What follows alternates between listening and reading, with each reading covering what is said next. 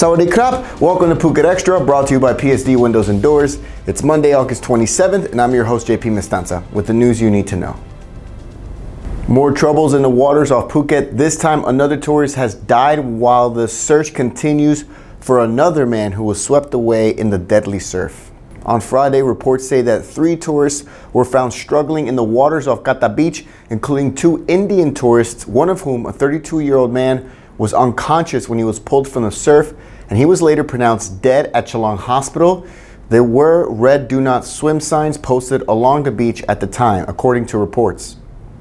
Meanwhile, yesterday afternoon, an Indonesian man and his Ukrainian girlfriend were swept away by the surf at Karan Beach, and while the 23-year-old female was rescued from the sea and given CPR on the sand there, her boyfriend was not so lucky, and the search continues today to find him.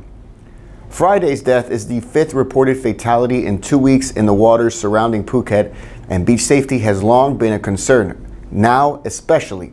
Our latest editorial tries to tackle the issue. You can have a read for yourself by clicking the link in the description and give us your thoughts on what should be done. For more, visit thephuket.news.com. The owner of an ice factory is now dead after an ammonia leak at the Phang Nga province-based factory, while another person is still recovering at a local hospital. The ammonia leak was reported to local police at Tak Watong in Phang Nga at about 4:40 p.m. yesterday, with the owner still trapped inside the ice factory. While rescue workers and firefighters responded to the scene, immediately spraying water into the facility to reduce the amount of ammonia in the air, local residents within a kilometer radius of the facility were advised to leave, with the area also closed off to traffic. A preliminary investigation found that one of the owners discovered that a pipe connected to one of the tanks was leaking, and when they tried to close it, it broke and it caused an even bigger ammonia leak. The owners were both found unconscious inside the facility, with one person dead and the other is still at the hospital. Suratani investigators are now verifying the allegations made by a British woman that she was raped on Koh Tao back in June, in which local police allegedly refused to look into. The story of the unnamed 19-year-old backpacker was reported in the Sun newspaper in Great Britain, describing how she was left traumatized after she was allegedly drugged, stripped, robbed, and raped on the resort island of Koh Tao back on June 25. Accusing Koh Phangan police of refusing to investigate her rape allegations when she went to them on June 27, 2 days later, with a male friend. The story was published on August 23, last Thursday, prompting National Police Chief Chaktip Chaijinda to order legal experts from the Royal Thai Police in Suratani province to look into the allegations. Still, Koh Phangan police insist she did not submit a rape complaint and was lodging a complaint instead for a stolen phone and cash, which they told her to file on Koh Tao, all while Koh Tao police say footage of the alleged attack was unavailable since it had been taken too long since the act took place. For more on this, visit thephuket.news.com. Phuket Extra will be right back, so don't go anywhere. For 14 years.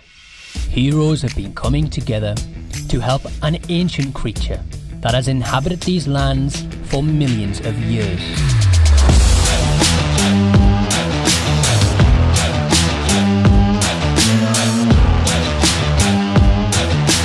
The 14th annual Fun Run and Half Marathon in support of sea turtle conservation.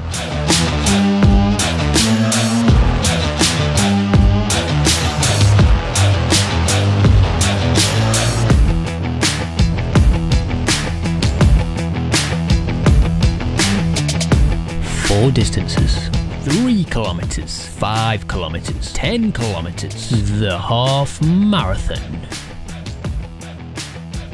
See you there.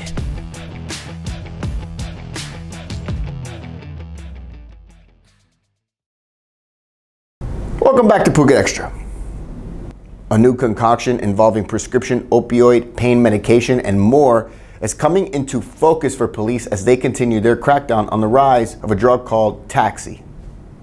Tramadol is the main ingredient in Taxi, but it's not the only one. And Tramadol is available all throughout the kingdom, and it's meant to help people suffering from extreme pain. And reports say Taxi is widespread among teenagers in the kingdom, prompting a nationwide crackdown that saw raids in 20 places in Bangkok alone back on August 17. The highly addictive mixed concoction is said to cause withdrawal symptoms that include everything from vomiting to seizures and even a coma with heavy abusers of taxi.